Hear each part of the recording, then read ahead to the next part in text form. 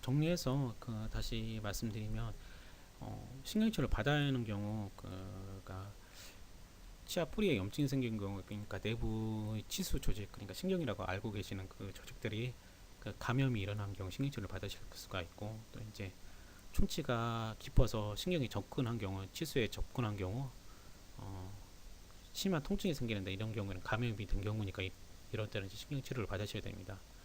그리고 이가 깨진 경우, 치아 파절로 인해서 내부에 있는 치수가 노출된 경우, 신경이 노출된 경우, 이때 신경치료를 받으셔야 되고, 또 이제 치아가 외상에 의해서 치아가 이제 완전히 빠진 경우, 그때 이제 신경치료를 받으셔야 됩니다. 그러니까 애들 같은 경우에 놀다가 심하게 부딪히면 이런 경우가 종종 있고, 성인들 같은 경우에는 이제 사고가 있을 때, 어디 이제 교통사고가 있거나 그럴 때 이제 이가 빠지면은 신경이나 그런 게 다 절단되지 않습니까?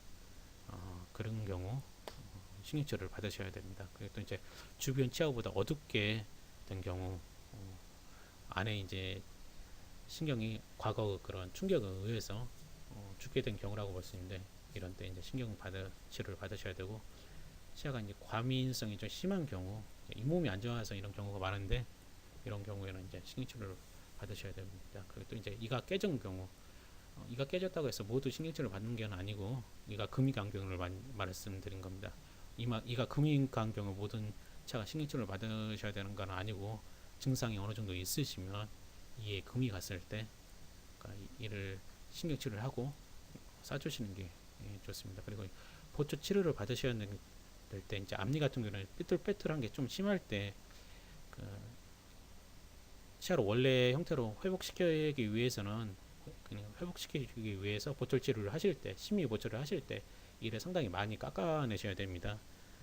그럴 때는 이제 신경이 노출될 수가 있으니까 그때 신경치료를 이제 해주셔야 됩니다. 그리고 또 이제 과거에 신경치료를 했는데 재신경치료를 할 경우, 그러니까 예전에 신경치료했던 게 염증이 생기거나 어떤 다른 문제가 생겼을 때 이제 신경치료를 하셔야 되고, 또 이제 앞서 언급드린 대로 치외치, 치아에 이제 볼록한 돌기 같은 그런 형태가 있는데, 이것들을 계속 받쳐서 그러니까 염증이 생기는 경우가 있습니다. 치아 안에 염증이 생기는 경우, 이런 경우 신경치료를 받으셔야 됩니다.